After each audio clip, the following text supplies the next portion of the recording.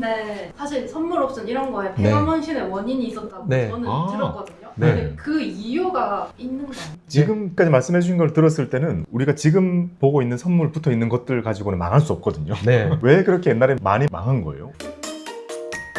박보미 TV. 박보미 TV. 안녕하세요, 박보미입니다. 오늘도 특별한 분을 모셨습니다. 저희 채널에서 참 많은 주제를 다뤘지만요, 오늘 주제가 제 생각에 제일 어렵거든요. 제일 어려워서 과연 이 컨텐츠를 어떻게 풀어줄 것인가에 대해서 매우 기대를 갖고 있는 입장에서 바로 타이거 ETF의 최창규 본부장님 모셨습니다. 안녕하십니까? 예, 안녕하세요. 간단히 소개 부탁드립니다. 예, 미래에셋 자산운용 ETF 운용 부문에서 ETF 리서치 본부를 맡고 있는 최창규 본부장이고요. 예전에는 파생 상품을 담당하는 애널리스트 생활을 좀 오래 했었어요. 한 20년 정도? 그 정도 해서 파생 상품 얘기가 최근에 너무 없네. 그래서 틈새 시장을 한번 노려보면 어떨까라고 생각을 해서 책을 하나 썼는데요. 너무 틈새였어요. 네, 너무 틈새여가지고 야, 역시 틈새는 큰 구멍이 되기가 어렵더라고요. 그래서 저도 그냥 ETF 책 쓸 걸, 아니면은 내공은 부족하지만 연금책을 썼어야 되는데, 그래서 박건희 대표님의 라이벌로 급부상을 했었어야 되는데 라는 아쉬움을 좀 담고 있습니다. 파생 쪽이 제가 느낄 때는 영원한 틈새 같은 느낌이 들긴 하는데요. 현업에서 저도 뭐 운용사나 증권사나 이렇게 여러 곳을 해봤는데요, 직접 파생 상품을 거래할 일은 생기지 않더라고요. 저는 그게 좀 아쉬워요. 왜 아쉽냐면은 파생 상품을 어떻게 잘 배울 수 있어요? 쉽게 설명해 주세요 라고 질문을 받을 때마다 제가 드리는 대답은 한 번만 매매를 해보세요. 작은 돈으로라도 한 번만 매매를 해보시면은 금방 아시게 될 겁니다 라는 얘기를 많이 드리거든요. 근데 지금 제 주변에는 주문조차 낼 수 없는 그런 상황들이 연출되다 보니까 그런 현실이 좀 아쉽고요. 그리고 제가 생각하는 금융에 대한 시각은 간단해요. 금융은 다양해야 된다. 연금도 잘 돼야 되고, ETF도 잘 돼야 되고, 주식도 잘 돼야 되고, 채권도 잘 돼야 되겠지만, 결국은 다양한 금융 상품이 있어야지만 앙상블, 조화를 이룰 수가 있고, 또 파생 상품의 가장 근본적인 목적은 해지거든요. 만약에 이런 일은 일어나면 안 되겠지만 시장이 급락한다 라고 가정을 했을 때 주식을 내다 파는 거 외에는 방법이 없거든요. 근데 파생 상품을 조금만 매매할 수 있다면 주식을 내다 팔지 않더라도 충분히 해지를 걸 수 있는 수단이 있는데, 그런 아쉬움이 좀 들어요. 파생 상품이요, 지금도 일반인들이 하기에 허들이 전혀 없나요? 아니요, 허들은 아직 있습니다. 예를 들어서 지금 이 방송을 녹화하는 다음 주에 한국거래소에서 KCMC라는 자본시장 통합 컨퍼런스가 열리거든요. 그 중에 한 섹션이 파생 상품이고요. 당연히 제가 패널로 나가고요. 거기 주제가 어떻게 하면 개인들에게 파생 상품의 허들을 좀 낮춰줄 수 있을까, 그런 주제로 논하는 그런 자리가 마련될 정도니까 아직은 좀 많은데요. 크게 보면 두 가지가 있어요. 첫 번째는 개시증거금. 개시증거금이라는 건 뭐냐면, 내가 파생 상품은 거래하기 전에 먼저 증거금을 맡겨놓고 그 증거금 내에서 거래를 할 수밖에 없는데, 개인들은 이 개시증거금이 좀 높아요. 기관 같은 경우에는 개시증거금이 좀 낮고, 그리고 또 한 가지 뭐냐면 교육을 받으셔야 돼요. 마치 우리가 레버리지나 인버스 ETF 거래할 때 교육받지 않습니까? 파생도 마찬가지로 교육을 받아야 되는데, 좀 아이러니한 게 이 파생 상품이 미국에도 상장되어 있지 않습니까?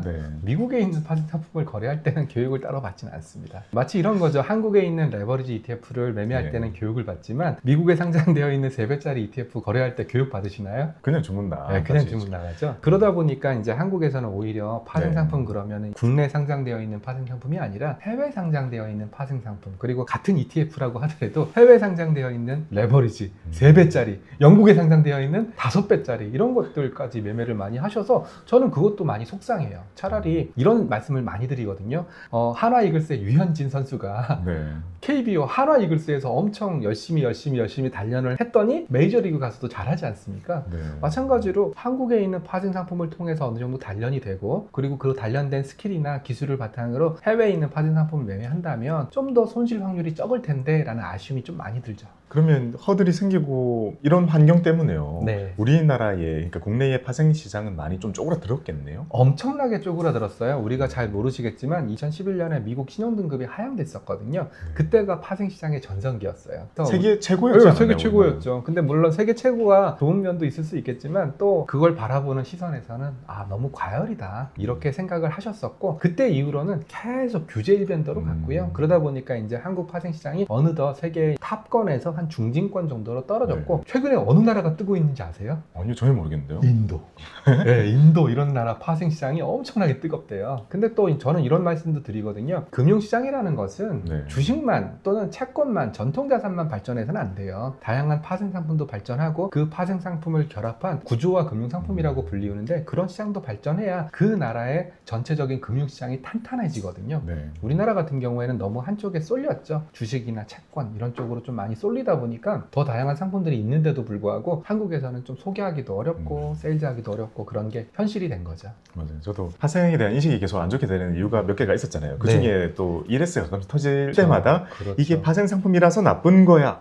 그리고 옛날에 원유 ETF 같은 게 이제 괴리 때문에 터질 때도 이게 파생이기 때문에 나쁜 거라는 인식이 네. 파생을 모르는 사람들에게도 계속 좀 쌓이는 것 같아요. 맞아요. 그래가지고 저도 저번에 ELS에 대한 오해가 너무 많아서 네. 이것도 고르기 나름이잖아요. 그래서 영상을 저희가 찍었는데도요. 찍으면서도 뭔가 금기를 건드리는 것 같은 느낌 때문에 네. 엄청 부담이 되긴 하더라고요. 뭐 우리가 결론적으로 말씀드리지만 ELS도 굉장히 진화를 많이 했어요. 네. 과거의 ELS와 요즘 팔고 있는 ELS는 많이 다르거든요. 기초자산도 달라졌고요. 네. 조기상환 규정도 달라졌고요. 투자자를 보호할 수 있는 방법도 많이 강화가 됐어요. 네. 그런데도 불구하고 파생 상품이야 ELS가 굉장히 큰 손실을 냈잖아. 하지만 저는 이런 현실이 너무 안타까운 거죠.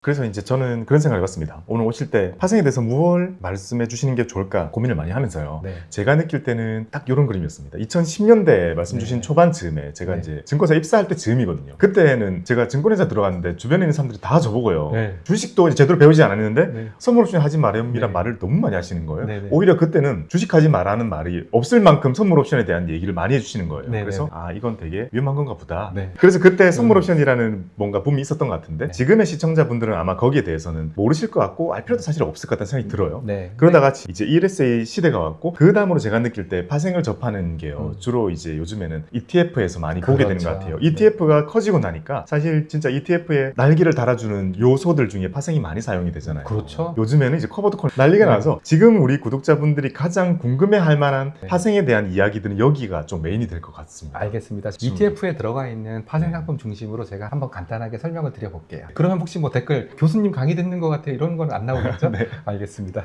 일단 자 파생 상품 무엇이 네. 있나요? 일단 파생 상품은 말 그대로 파생, 어디 근간이 되는 상품으로부터 삐져나왔다라는 의미에서 파생 상품으로 얘기를 하고요. 근간이 뭐냐에 따라서 세상 모든 것들이 다 파생 상품이 될 수가 있습니다. 우리는 보통 근간이 되는 상품을 주식과 채권과 같은 전통적인 자산, 그리고 뭐 부동산, 대출, 예금 이런 것들이 자산이 될 수 있는데요. 이 주식으로부터 빠져나온 것이 흔히 얘기하는 선물, 그리고 옵션, 옵션. 스왑 이 세 가지를 일반적으로 우리가 파생 상품이라고 얘기를 하는데요. 이 파생 상품의 근간이 되는 기초 자산은 무궁무진해요. 최근에 금 가격 너무 좋죠. 그러면 금 선물 이런 것들도 파생 상품의 범주에 들어가는 거고요. 네. 그리고 만약에 대표님이 예금을 빌렸다. 주택을 담보로. 근데 그 예금 상품이 한 20년, 30년짜리다. 그러면 이걸 묶어가지고 또 유동화를 만드는 작업도 있어요. 이걸 갖고도 파생 상품이라고 불러요.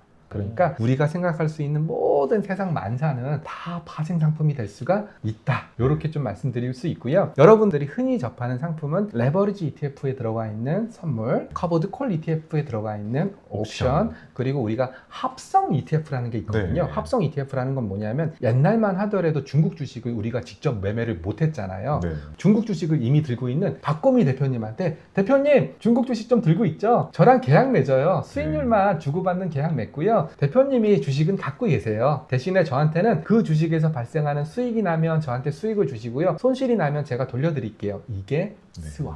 그러면 어찌 보면 선물과 옵션과 스왑을요. 네. 우리가 ETF에서 너무나 자연스럽게 다 접하고 있는 거네요. 다 접하고 있는 거예요. 이거 하나씩만 배워도 오늘 충분히 진짜 많은 게 나올 것 충분한 같습니다. 거죠. 깜짝 놀라시겠죠. 일단 선물이라고 한다면 아마 많은 분들께서 주로 보셨던 게 원유 선물, 그리고 맞아요. 옛날에 이제 미국 지수 선물, 그리고 골드도 얼마 전까지는 다 선물이었으니까요. 그렇죠. 자, 골드 선물? 그러면 이 ETF에 있는 것들 다 좋은데요. 이거 오래 모아가면 좋은데 왜 여기에 선물이란 글자가 붙어가지고 우리를 혼란스럽고 힘들게 하는지 설명 좀 부탁드립니다. 알겠습니다. 선물이란 상품은 기본적으로 해지 목적으로 쓰는 이게 가장 기본적인 목적이었는데 네. 역사를 되돌아가면은 농산물이라든지 아니면 금과 같은 광석이라든지 이런 거 거래를 위해서 만들어 놓은 게 선물이었어요. 네. 예를 들어서 박 대표님께서 고향이 저기 경남이시지 않습니까? 네. 되게 크게 쌀 농사를 짓고 있어요. 근데 만약에 서울에 올라와서 그 쌀을 파시려면은 5톤 트럭 불러가지고 트럭으로 싣고 올라와서 가락동 농수산물 시장까지 와서 쌀을 보여주고 우리 쌀 등급이 어때? 등급 괜찮은데 한 가마니 얼마에 사줄게. 너무나 복잡하잖아요. 네. 그때 저랑 전화 통화하는 거죠. 최 이사님, 저 쌀 농사 졌고요. 가을에 수확할 건데 한 가마니당 10,000원 어때요? 아이, 10,000원은 좀 너무 싸지 않아? 20,000원. 그래, 알았어. 20,000원. 이렇게 계약을 맺게 된 게 선물의 시초예요. 즉 딜리버리 비용이라든지 네. 보관 비용이라든지 운송 비용이라든지 그리고 그 사이에 가뭄이 올 수도 있는 거고 홍수가 날 수도 있는 거고 이런 리스크를 다 감안하고 나서 그냥 서로 주고받기로 한 그런 계약이 선물의 시초였어요. 그러다 보니까 아까 박 대표님께서 말씀하신 그런 상품들의 가장 공통점이 뭐냐 하면 딜리버리가 쉽지 않은 상품들이에요. 주로 딜리버리 쉽지 않은 네. 금도 들고 가면 너무 위험하니까 그렇죠. 이렇게 왔다 갔다 하던 거를 ETF도 자연스럽게 그렇게 된 거군요. 그러다 보니까 여전히 골드, 실버, 딜리버리 어려워요. 실제로 영국에 금 현물이 있거든요. 네. 그거 한국까지 갖고 와가지고 서로 계약하려면은 운송비, 보관비 또 그 사이에 누가 들고 튈 수도 있으니까 경호비 이런 비용들이 다 들어가잖아요. 네. 그 비용들을 정형화된 계약 툴이 있어요. 너 믿지? 나 믿지? 그래, 알았어. 우리가 가을에 1온스당 얼마로 거래하자. 이게 바로 골드 선물이에요. 그러다 보니까 딜리버리가 어려운 광물, 딜리버리가 어려운 농산물, 그리고 딜리버리가 어려운 주식, 이렇게 네. 현물이 왔다 갔다 하기 어려운 상품들을 위해서 선물형으로 만들었고 그 선물을 토대로 ETF를 만들다 보니까 네. 골드 선물 ETF, 구리 선물 ETF, 농산물 선물 ETF 이런 것들이 등장하게 된 거예요. 네. 근데 만약에 딜리버리가 좀 쉬워진다 그래 버리면 굳이 선물로 만들 필요가 있을까요? 없을까요? 없죠. 그게 최근에 가장 각광받고 있는 게 KRX 금현물 ETF가 바로 그거예요. KRX 금현물 ETF는 저기 여의도에 있는 한국 거래소에서 금현물을 서로 보관을 해주고 그리고 딜리버리를 한국 거래소가 해줘요. 그러다 보니까 KRX 금현물은 선물이 아니라 현물로 만들 수가 있게 된 거고요. 현물로 만들다 보니까 이 상품은 연금 계좌에서 매매가 가능하게 된 거죠.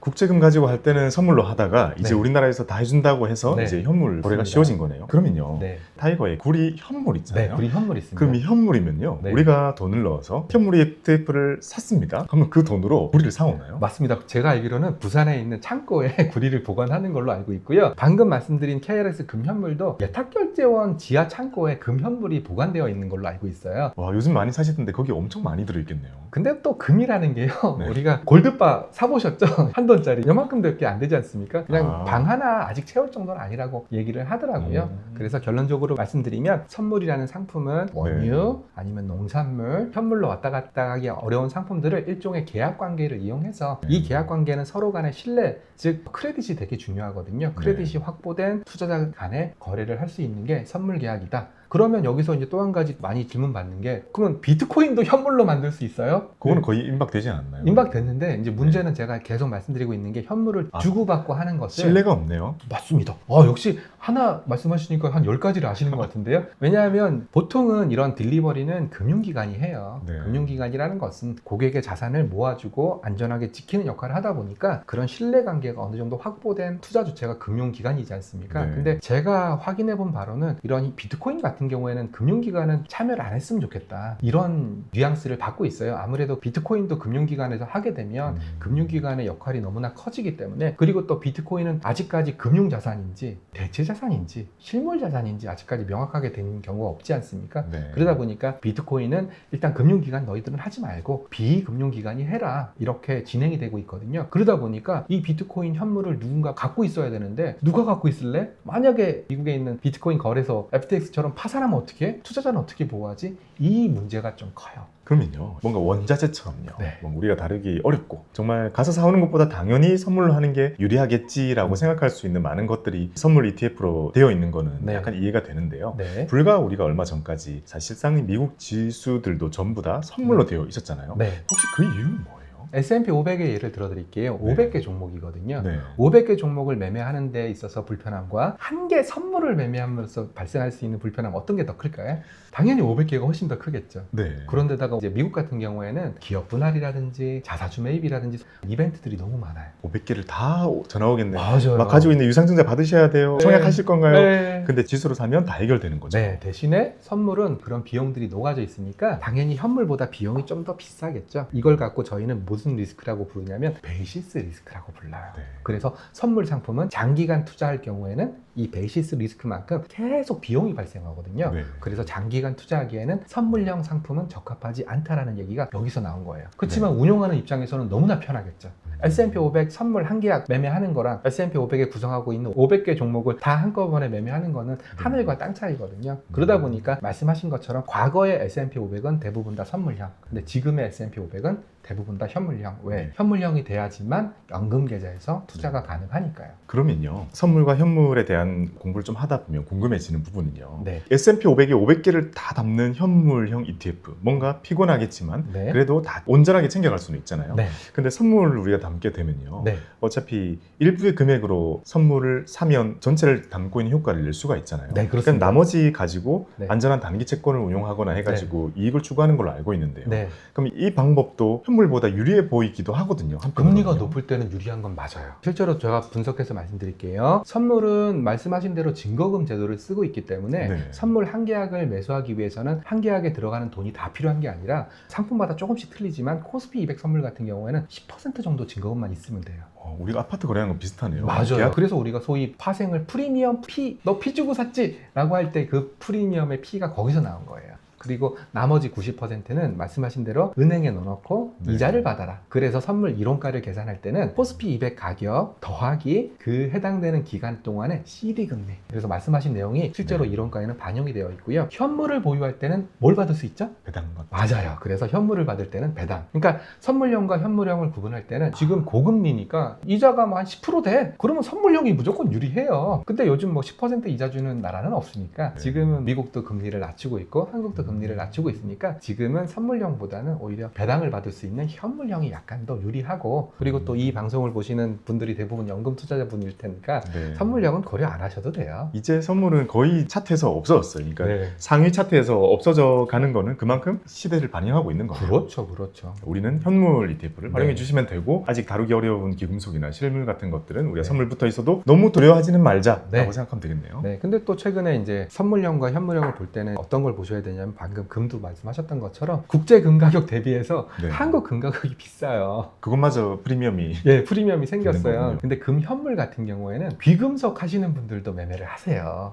그래서 귀금속 하시는 분들이 최근에 금을 많이 수입을 해다가 또 한국에 좀 약간 비싸게 판다 그런 수급적인 논리가 작용할 수 있어서 반드시 현물이 선물보다 좋다 또는 네. 유리하다 이건 아닙니다. 경우에 따라서는 KRX 금현물처럼 국제 금 시세보다 KRX 금현물 가격이 높게 형성될 수도 있다. 예를 들어서 금 관련된 업체들이 갑자기 뭐 금 수요가 많이 생겼다든지, 아니면은 저기 앞에 계신 깻잎 피디님이 결혼하셔가지고 금을 많이 필요로 한다. 인도 같은 경우 그렇거든요. 인도에서 결혼한다, 중국에서 결혼한다 그러면 금 가격이 뛰어요. 그러니까 금을 다 지참금으로 쓰기 때문에 그런 약간 이벤트적인 수요가 발생할 수 있어서 반드시 선물이 불리하고 현물이 유리하다. 이건 또 아니다라는 말씀을 드리겠습니다. 네. 네. 질문. 네. 근데 선물 투자하면 위험하다. 사실 선물 옵션 이런 거에 네. 폐가먼신의 원인이 있었다고 네. 저는 아. 들었거든요. 네. 근데 그 이유가 있는 거예요. 지금까지 말씀해 주신 걸 들었을 때는 우리가 지금 보고 있는 선물 붙어 있는 것들 가지고는 망할 수 없거든요. 네. 왜 그렇게 옛날에 많이 망한 거예요? 뭐 어떤 일단은 일이 있었던 거죠? 두 가지인데요. 네. 첫 번째는 양방향 매매가 컸어요. 레버리지와 인버스를 다 사는 느낌인 건가요? 네, 그런 거고요. 예를 들어서 주식 같은 경우에는 우리가 돈을 벌려면 주식을 먼저 산 다음에 팔아서 돈 버는 수밖에 없잖아요. 물론 큰 손이면 대차 거래를 통해서 주식을 빌린 다음에 공매도를 때리고 공매도한 다음에 쇼커버를 한다든지 이런 매매를 하겠지만 웬만한 사람들은 그렇게 거래 안 하잖아요. 근데 선물은 태생적으로 살 수도 있고 처음부터 팔고 시작할 수도 있어요. 삼성전자 9만 원 너무 비싸. 9만 원에 숏! 이게 가능해요. 선물은. 공매도가 선물이에요? 네.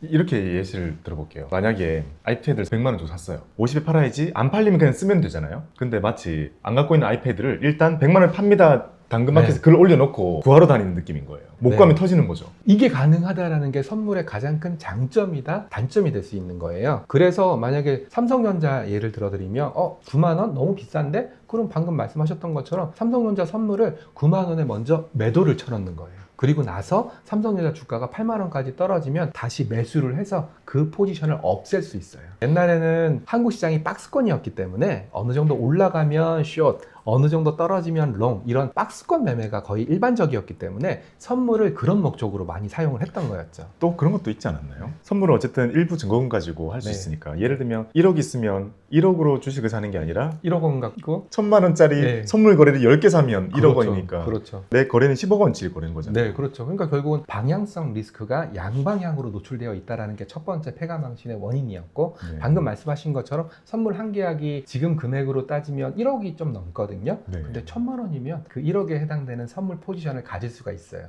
레버리지가 10배. 그러니까 방향성도 두 방향성 상승 하락 그리고 레버리지까지 쓰다 보니까 방향성을 조금만 삐끗한다든지 아니면 레버리지 관리를 좀만 못해도 내가 갖고 있는 돈을 다 날리고도 추가적으로 돈이 더 필요하는 그런 상황들이 연출될 수 있어서 그래서 폐가망신의 지름길이다 이거 얘기를 많이 한 거죠. 아무튼 보통 주식을 하시는 분들은 최대한 손실을 날린다고 하더라도 내가 신용거래라든지 미수거래를 쓰지 않는 이상 내가 낸 돈만 날리면 끝이잖아요. 근데 선물은 그렇지 않아요.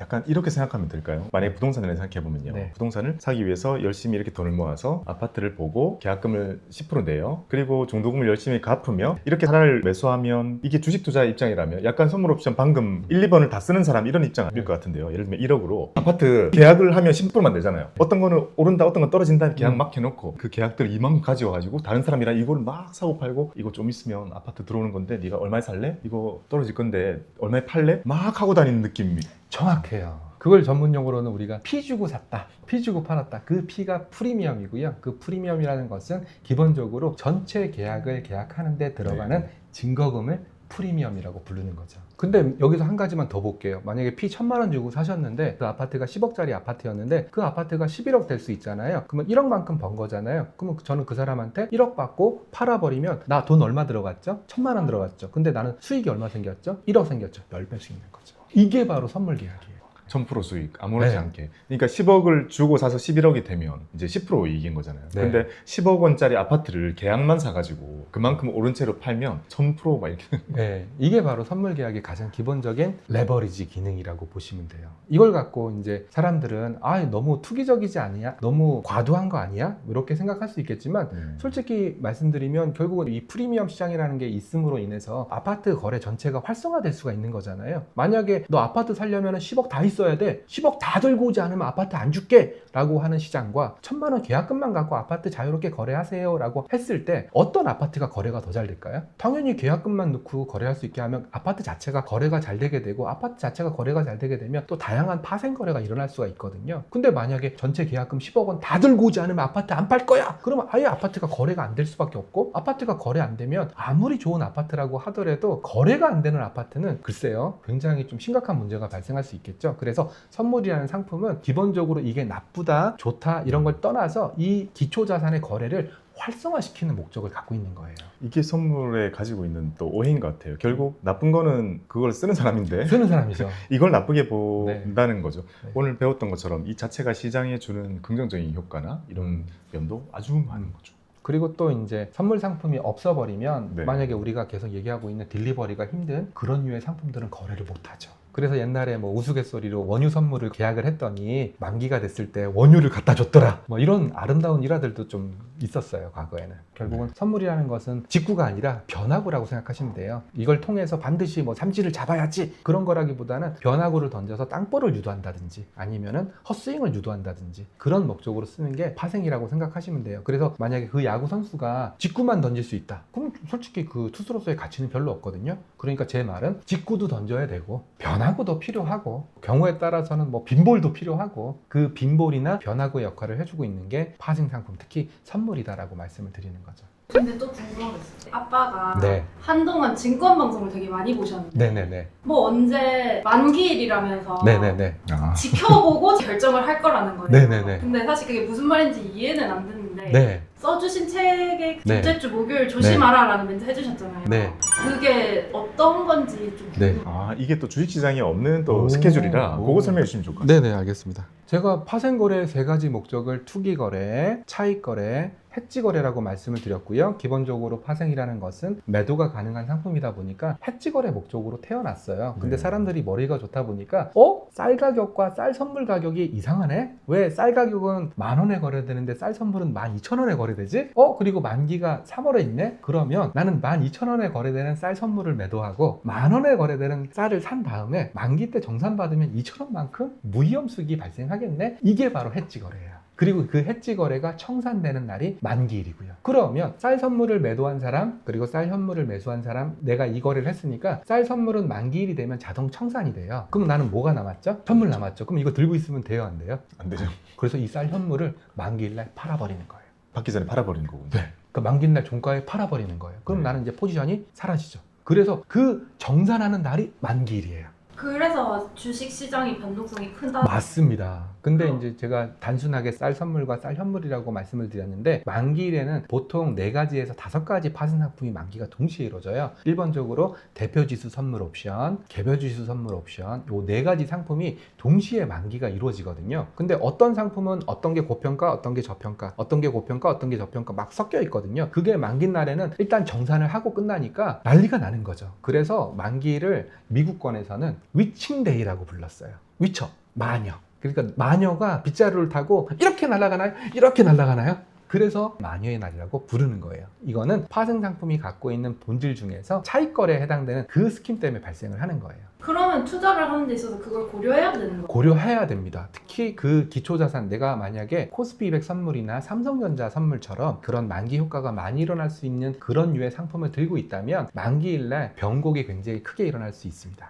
이거는 외국인이나 기관들이 하는 투자인 거예요? 맞아요. 외국인들이랑 기관이 주로 하고요. 실제로 제가 애널리스트를 할 때 맨날 썼던 게 만기 보고서였어요. 이번 만기 때는 프로그램 매도가 많이 나올 거니까 주가가 좀 떨어질 수 있어서 조심하십시오 라는 보고서, 또는 이번에는 연말을 앞두고 있으니까 연말을 앞두고 있을 때는 당연히 주식을 갖고 있어서 배당을 받아야 되지 않습니까? 그래서 프로그램 매수가 들어올 테니까 좀 좋을 겁니다 라는 보고서를 매월마다 썼었고요. 그래서 미국 시황 보실 때 만기를 맞이하여 주가 변동성이 커지고 이런 말들이 있으면 이 방송을 보신 분들은 아, 파생 상품의 차익거래 때문에 이런 효과가 일어나는구나까지만 이해하셔도 저는 충분하다라고 생각합니다. 그러니까 개인 투자 입장에서 볼 때는 어차피 우리가 예측해서 맞추는 걸로 이용하는 건 아니다 보니 이제 외국인들과 기관들이 이용하고 있는 이런 파생 상품 시장의 변동성이 제일 큰 날이 만기인데 그날에 주식 투자를 하고 있는 나도 이 변동성 자체는 피하고 싶으면 피하자 정도의 네. 판단이셨을 겁니다. 네, 참고용이고요. 그리고 파생 상품이 고도화되면 고도화될수록 미국 같은 나라가 그런 일들이 발생하는데 아무 이유 없이 떨어져요. 그런 메커니즘에 의거해서 일방적으로 어느 원사이드로 대규모 매물이 나온다든지 원사이드로 대규모 매수가 들어온다든지 그런 일들이 과거에 있어 왔고 앞으로도 일어날 가능성이 매우 높아요. 그렇기 때문에 저는 파생 상품을 좀 아시면 언젠가 될지 모르는 그런 위험성에 대비할 수 있는 그런 맷집이 되지 않을까 그런 생각을 좀 하고 있습니다. 그것도 좋은 팁이 또 될 것 같습니다. 미국 시장의 선물 시장이 거의 24시간 돌아가잖아요. 그렇죠. 그러다 보니 그런 경우 되게 많아요. 우리는 밤 10시 반, 11시 반이 되어야 미국 주식의 시세를 볼 수 있다고 생각하지만 사실상 우리가 국내 장 열려 있을 때도요. 미국 선물 시장이 돌아가요. 그래서 그것 때문에 우리 시장도 영향을 받고 그런 게 있거든요. 그래서 장중에도 다양한 걸 보시는 분들은 미국의 선물도 챙겨보시죠. 되게 중요한 말씀 주셨는데요. 우리가 지금 매매하고 있는 나스닥 100 ETF 그리고 S&P 500 ETF 우리 시장 장중에 거래되는 그 ETF들은요. 방금 대표님께서 말씀하신 그 선물 가격을 참고해서 호가를 내요. 그냥 호가를 내는 게 아니라 그 선물 가격이 만약에 테슬라가 시간에 거래해서 급등했습니다. 그러면 당연히 이 미니 나스닥 선물은 그 급등한 가격을 반영할 거거든요. 네. 그러면 나스닥 100 ETF를 운용하시는 분들은 그 가격을 참고해서 LP 가격을 넣거든요. 아, 그렇군요. 네, 그러니까 결국은 선물이라는 것이 바로미터 역할을 할 수 있는 거고요. 네. 미래 가격이 어떻게 될까? 선물 가격이 지금 이론가는 이 정도인데 이론가보다 높게 거래되네? 그만큼 시장이 좋다는 얘기인가? 이런 바로미터가 될 수가 있고, 그리고 또 우리나라 시장 왜 이렇게 많이 떨어져? 주식을 팔 수는 없으니까 먼저 선물을 매도치고 하락 리스크를 방어할 거야. 해지 목적으로도 쓸 수가 있고, 그리고 우리가 설명했던 것처럼 만기일날 쌀 선물은 12,000원인데 쌀 가격은 10,000원에 거래되네? 그러면 쌀을 사고 쌀 선물을 매도치게 되면 2,000원만큼을 무위험하게 먹을 수 있잖아. 이런 차익 거래로 말미암아 만기 효과가 일어날 수 있다. 이런 얘기들을 좀 드리고 싶었었습니다. 네, 다음은 정말 많은 분들이 궁금해하시고 요즘에 너무나 말도 많고요. 네. 개인적으로도 많이 다루게 되는 바로 커버드 콜입니다. 이게 제가 섣불리 판단하기가 좀 어려운 게요. 옛날에 봤던 커버드 콜이랑 지금이랑 너무 달라가지고요. 네. 옛날 거는 여러 가지 면에서 별로였는데 지금에 있는 거는 또 그렇지 않은 거예요. 네. 그래서 지금 건 무조건 좋냐 이렇게 얘기하기도 아니잖아요. 그렇죠. 과연 지금 우리가 다루고 있는 이 커버드 콜이라는 것 자체가 가지고 있는 고유의 리스크 오늘 한번 제대로 한번 알겠습니다. 박보미 TV 박보미 TV